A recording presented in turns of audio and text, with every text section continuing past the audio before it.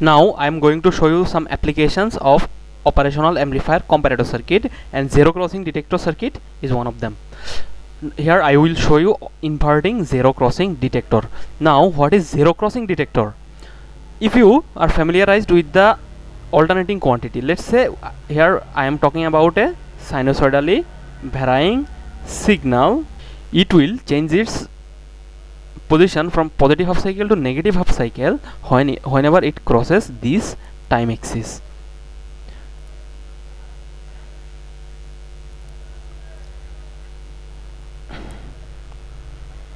And here the value of voltage is equal to 0, 0, and this is also a 0.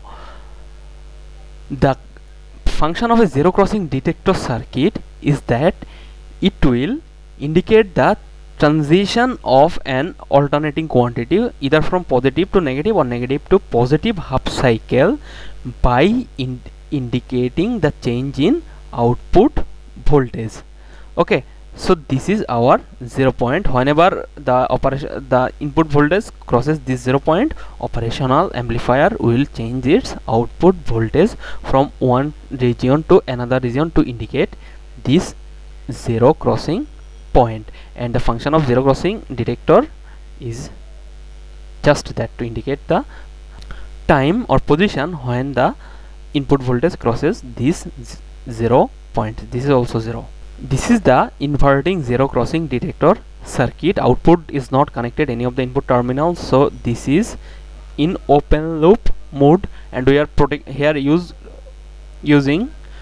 here we are using two protective diodes, D1 and D2, to control the input voltage that is applied between the inverting and non-inverting terminal. See, we are applying the input voltage to the inverting terminal, therefore it is called inverting zero crossing detector. Here the non-inverting terminal is directly grounded, therefore V reference will be equal to 0 volt.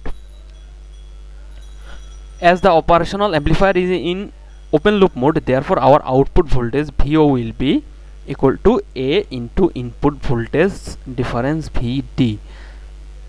VD is the voltage difference between this terminal and this terminal, and here VD is equal to this reference voltage VREF minus VI. Here this reference voltage is 0, therefore when our inverting terminal voltage VI is greater than this reference voltage, that means 0 volt, that means VI is positive with respect to this 0 volt, our VD, this will be 0, therefore VD will be equal to minus VI. Whatever the value of this input voltage, when we multiply this with our gain A, our operational amplifier will operate in the negative saturation region, and that saturation voltage will be controlled by our negative bias voltage. When this input voltage is less than 0, that means input voltage is less than this reference voltage, that means VI is negative, then our input voltage difference VD will be positive, therefore our output voltage when multiplied with when our input voltage difference VD when multiplied with large operational amplifier gain will operate in the positive saturation region. This means that when the input voltage is greater than 0, our operational amplifier will operate in the output voltage will be equal to negative saturation voltage. When the inverting voltage, when the input voltage Vi is less than 0, then our operational amplifier output voltage will be equal to plus V set. Now let me show you the waveform. See, this is our reference axis, the axis that is indicated with this paste colored region. This is our reference axis where voltage equal to 0. This means that when our input voltage difference Vi is greater than 0, that means Vi is positive, then our input voltage difference Vd will be negative, and our output voltage VO equal to AVD will be in negative saturation region. When our input voltage Vi is less than 0, that means input voltage is negative. See, from this point to this point input voltage is negative, then our input voltage Vd will be positive. As a result, our output voltage Vo equal to AVD, it will operate in the positive saturation region. Okay, now let me show the waveform. Here we are applying this blue sinusoidal waveform in the inverting terminal. So this is our input voltage Vi, and this is our reference axis. Okay, and the magnitude of this reference is equal to 0, as the non-inverting terminal is directly grounded. So from this point to this point, our input voltage Vi is greater than 0. That means our output voltage will be in negative saturation region. From this interval to this interval, our Vi is less than 0.